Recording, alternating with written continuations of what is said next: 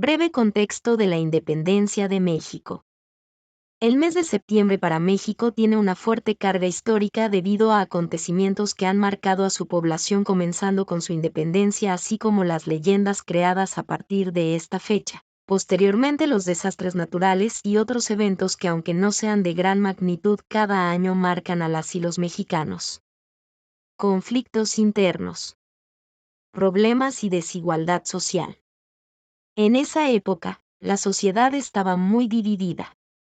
Por un lado, estaban los criollos, hijos de españoles nacidos en México, quienes estaban molestos porque, a pesar de ser personas que recibieron educación, los españoles que venían de Europa no les daban los puestos importantes en el gobierno. Sentían que no podían alcanzar el poder ni los mejores trabajos solo por haber nacido en México. Por otro lado, la población indígena, que era la mayoría, también estaba muy enojada. Sus trabajos eran muy pesados, las jornadas eran largas y agotadoras, y el sueldo que recibían era muy bajo. Además, hubo una gran escasez de alimentos, y como siempre, los indígenas fueron los más afectados porque no podían comprar comida en grandes cantidades ni almacenarla y poder racionarla.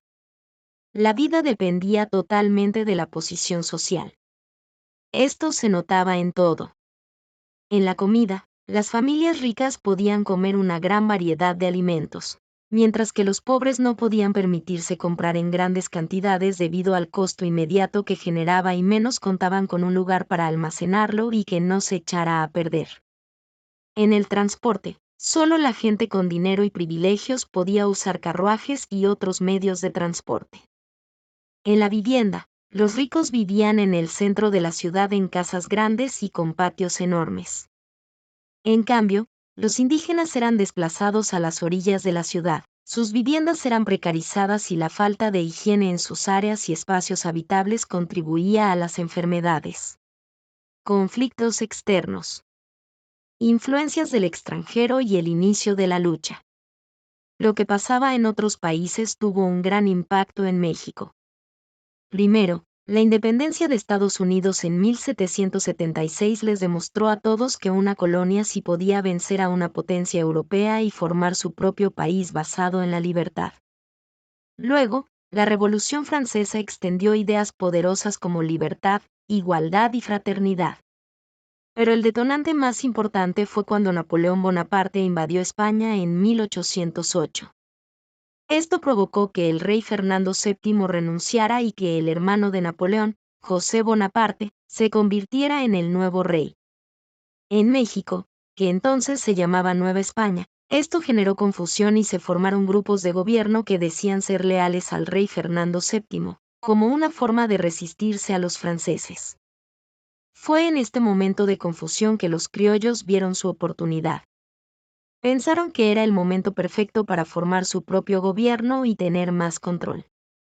Sin embargo, los españoles peninsulares, llamados despectivamente gachupines, que habían nacido en España y tenían todos los privilegios, se asustaron. Tenían miedo de perder su poder, así que se organizaron y dieron un golpe de estado al virrey Echeverría, quien había mostrado simpatía por las ideas de los criollos. Esta acción violenta de los peninsulares convenció a muchos criollos e indígenas de que ya no se podía lograr un cambio hablando o negociando pacíficamente. La única solución parecía ser la lucha armada. Por esta razón, un grupo de conspiradores, entre los que destacan Miguel Hidalgo, Ignacio Allende, Juan Aldama y Josefa Ortiz de Domínguez, comenzaron a organizar un plan secreto en la ciudad de Querétaro. Su idea era iniciar la rebelión a finales de año, pero fueron descubiertos a principios de septiembre. Al verse obligados a actuar antes de lo planeado y con pocos recursos, en la madrugada del 16 de septiembre de 1810, el cura Hidalgo llamó al pueblo a levantarse en armas contra el mal gobierno español. Este evento, conocido como el Grito de Dolores, marcó el inicio formal de la Guerra de Independencia de México. Suscríbete para más chismecito. Mitos y leyendas en torno a la independencia de México. 1. La leyenda del tesoro de Hidalgo o el oro de la independencia. Una de las leyendas más persistentes es la que rodea al llamado tesoro de Hidalgo. La historia cuenta que, durante la huida del ejército insurgente después de la batalla del Puente de Calderón en enero de 1811, Miguel Hidalgo, Ignacio Allende y otros líderes llevaban consigo un enorme cargamento de oro y plata saqueado de ciudades como Guanajuato y Valladolid, hoy Morelia. Este tesoro iba a ser usado para financiar la causa.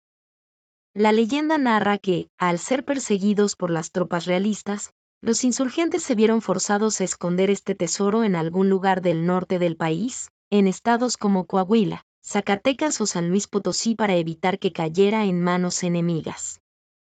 Se dice que el tesoro nunca fue recuperado y yace escondido en una cueva, un pozo o una mina abandonada.